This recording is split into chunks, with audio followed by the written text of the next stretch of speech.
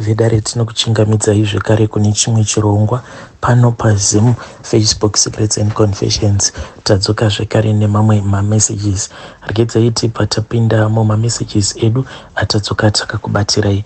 Message edu yekutanga yakamira sekudai so: hanzi makadi zvenyu mukomanashi, ndinokumbirawo kuti munge muchindiposterawo nyaya yangu makavikawo chitupa changu. Mukoma, inini ndakatambudzika for a very long time, ende zvinoita nhamo so nhamo inogumisidzira yava kukupa zvimwe zvivindi zvekuti kana munhu unokwanisa kuzosvika pakumuuraya. Mukaona vanhu vaya vanonzi vanoita zvekuba zvekutoti vanotosvika pakuponda munhu vachimuti vhura safe inhau yekuti munhu anenge anyanyisa kutambura. Inini mukoma ndakati ndichinopindawo muJoni ndakabva ndazotanga kuwiriranawo nethe wrong crowd. Ndakatanga kuwiriranawo nevamwe vakomana avo vaipota vachiwana zvinhu zvinenge zvakabiwa, then inini ndobva ndazotengesa mafoni ava. Panguva yacho taitomatengesera vanhu vanenge vaine mafoni shops avo like maindia, vobva vazomatengesa kudzamara zvinhu zvazosunga. Mafoni ainge ava kungowanika everywhere. Mafoni kubva zvaakatanga kungowanikawo munana pepu zvekuti munhu anenge achingoona kuti kungonozvitengera foni yako mupepu it is far much cheaper. Upenyu hwakabva hwazotanga kuoma zviya zvekutoti wainyatsokuona kuti panapa upenyu hakusisina kana kwauri kumboenda.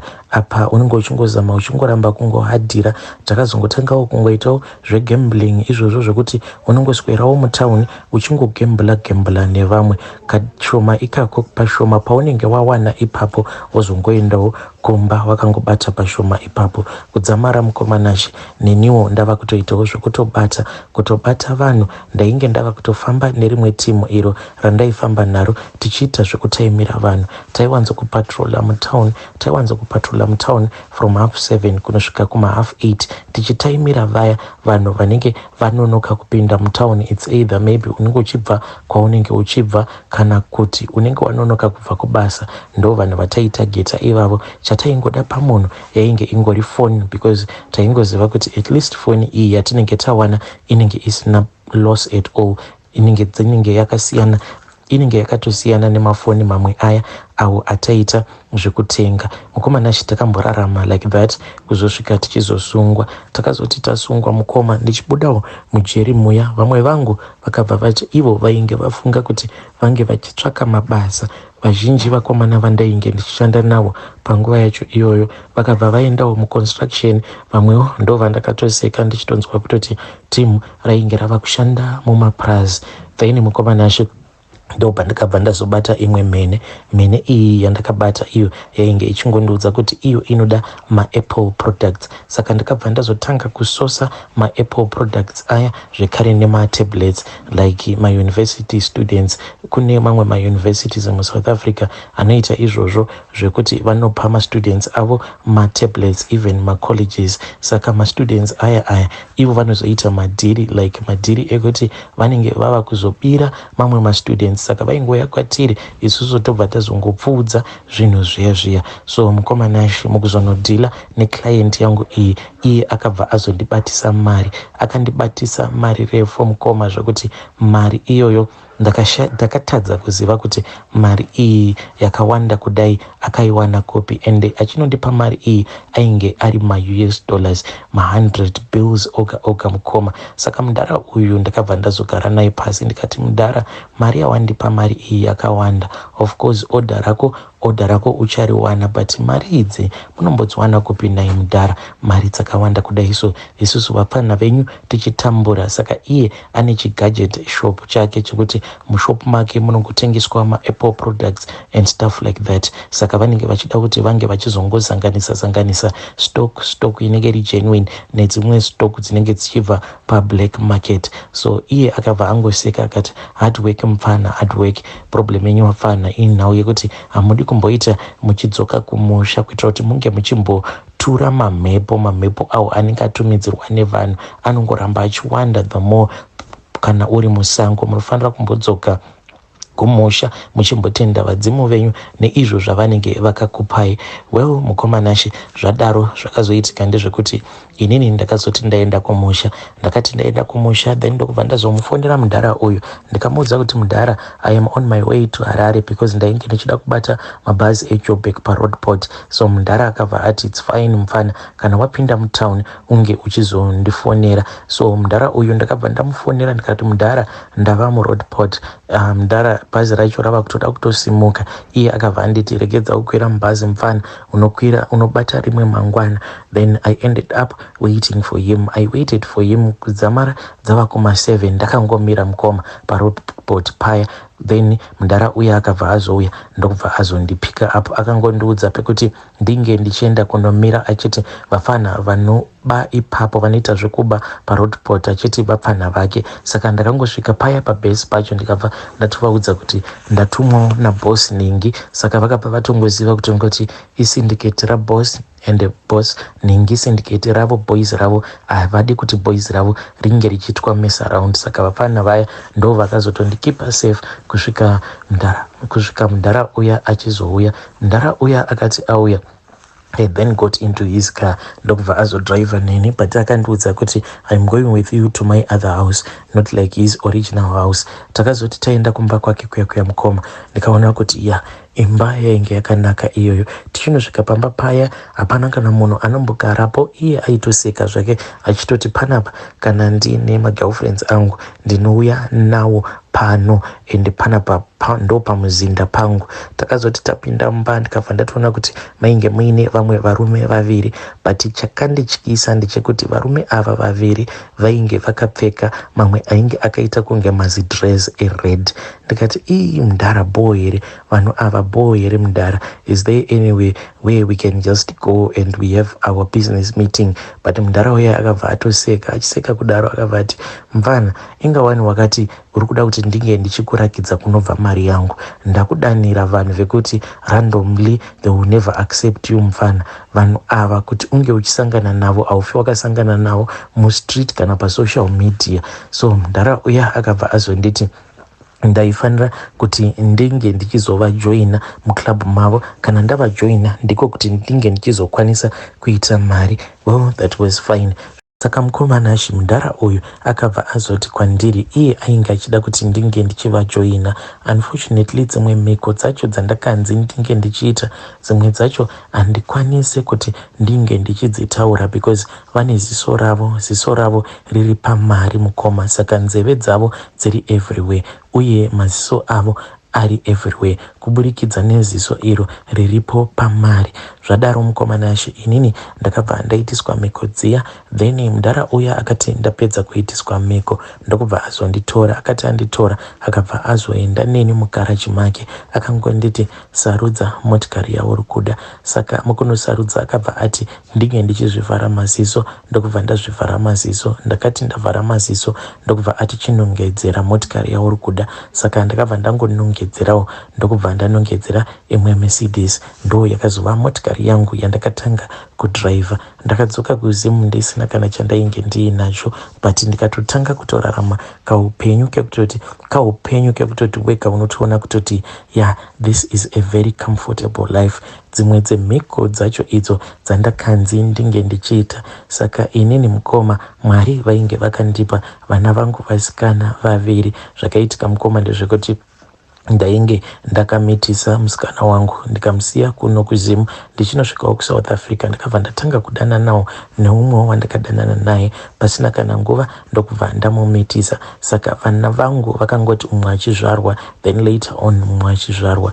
Both of my girls mukoma vakatorwa ende vakatotorwa ndakatarisa. So in that process tichiita marituals acho vakatodanwa nemazita avo. Vakati vachidanwa kudaro inini ndikabva ndanzi ndinge ndichimira kumashure kwoumwe mudhara uyu ainge akapfekawo zvitsvuku. Ndikabva ndatanga kuvaudza kuti ndini baba venyu, ropa riri mamuri rakabuda mandiri, ropa riri mamuri rakabuda mandiri. Saka musatya kani vana vangu, uyai kuno ndini baba venyu ndiri kukudanai. Saka vana vangu ava vakazoti vapinda murumu umo matainge tiri, ndo pakabva pazovhurwa zvimwe zvibhodhoro. Mabhodhoro awa munoona zvakaita mamwe mabhodhoro aya ekuti anenge aine jecha mukati. Jecha racho rinenge richibuda zvishoma nezvishoma, rinenge riri kumusoro rinenge richidonha richienda muzasi zvishoma nezvishoma. Ndo magirazi acho awo maviri ainge akaiswa pane imwe tebho. Vana vangu ava vakati vachingonopinda murumu muya ndokubva vatanga kuridza mere, because vainge vatozviona kuti zvainge zvava kuda kuitika ipapo vainge vachifanira kuti vange vachizoiswa mumabhodhoro iwawo.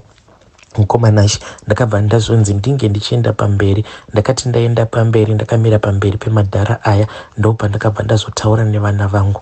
Vana pavakaona kuti ndibaba vana ndokubva vatanga zvavo kunyemwerera. Izvo mukoma, kune mudhara uyo ainge auya kumashure kwangu ainge akabata banga.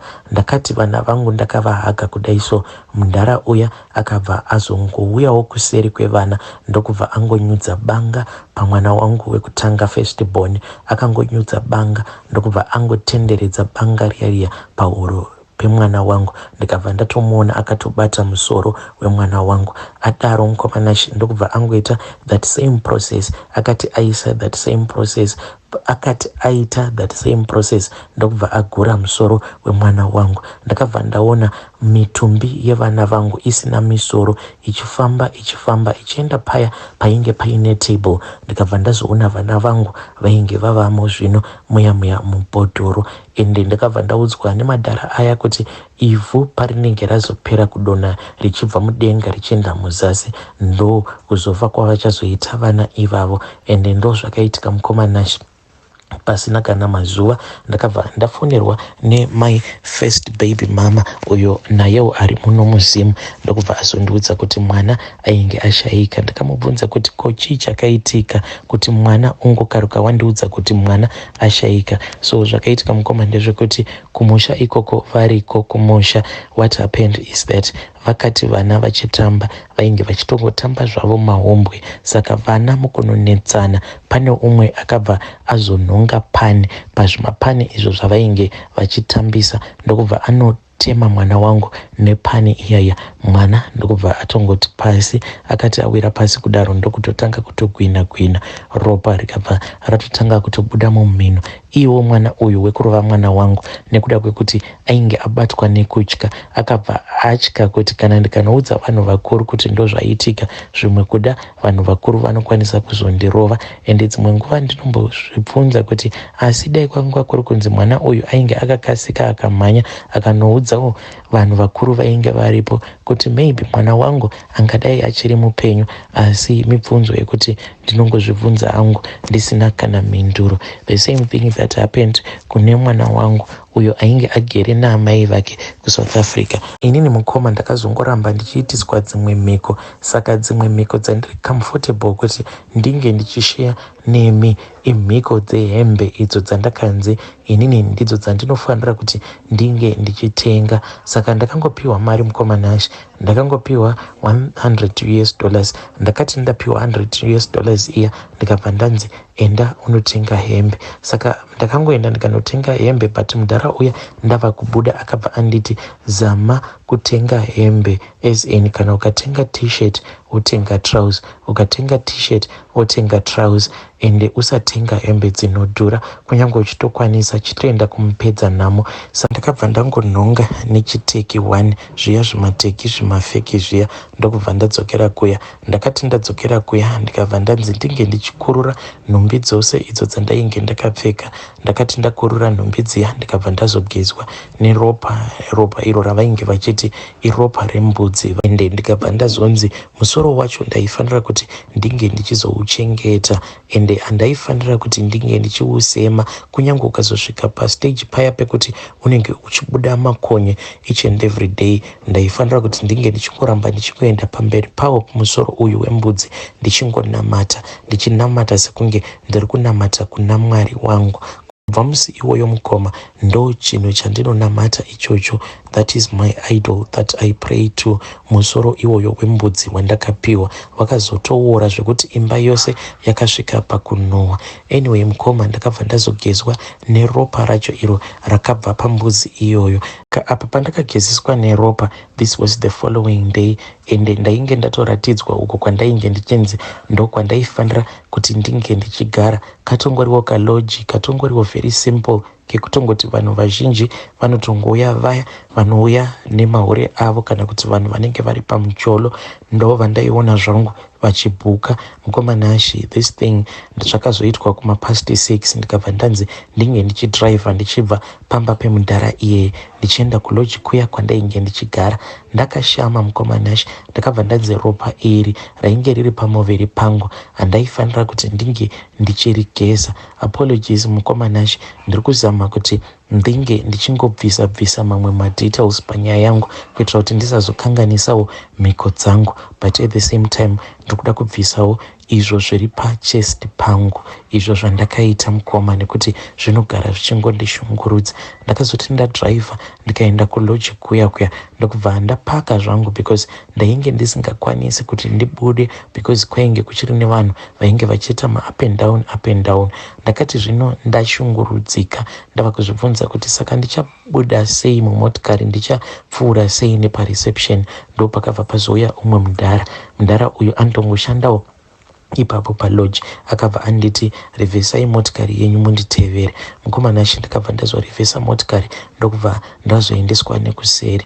At that time makamera epaloji ipapo akatombodzimwa. Zvose izvi pazvainge zvichiitika, saka ndakaenda nemotikari yangu kuseri ndokubva ndatoipaka ikoko. Ndakati ndichingobuda mumotikari ndokubva ndatopinda muloji ndokubva ndatonopinda murumu umo mandainge ndakabhukirwa nemudhara uya. Wewo mukomana Ashi, iwo ndo nyaya yangu yandiinayo, ndo mhiko dzekuti I feel comfortable kuti ndinge ndichingodiscussa. I know kuti kune vamwe vanhu nyaya yangu iri very confusing, but ndatongoitaurawo ndisingakupei madetails acho ose kuti zvinhu zvakazodai because ndinototya kuti kana ndikashare madetails ose maybe ndinenge ndichikanganisa mhiko dzacho. Saka hembe idzo dzandakanzi ndinge ndichitenga, hembe dzandakatenga kumupedzanamo, hanzi hembe idzodzo ndo dzandichapfeka kusvika murufu. Vedare ndo message iyo yandakatumidzirwa ichibva kuna mukoma vedu. Ndakabva ndavabvunza kuti saka chipfeko chemukati manga makachitenga here? Ivo vakati no, it was my mistake, handina kutenga chipfeko chemukati. Saka ndakavabvunza ndikati zvino munodii? Hanzi ndinotongofamba mukoma, just like that. Ndinongopfeka trouser rangu net-shirt yangu nemasneakers angu iwawo ekumupedzanamo ndenditoripo ndakadaro. But ndinotofamba nemotikari dzekutoti imotikari dzinodhura dzinosvika kuma-millions, but ndinenge ndisina kana underwear. Ndo mhiko dzacho. Hai, pakaipa.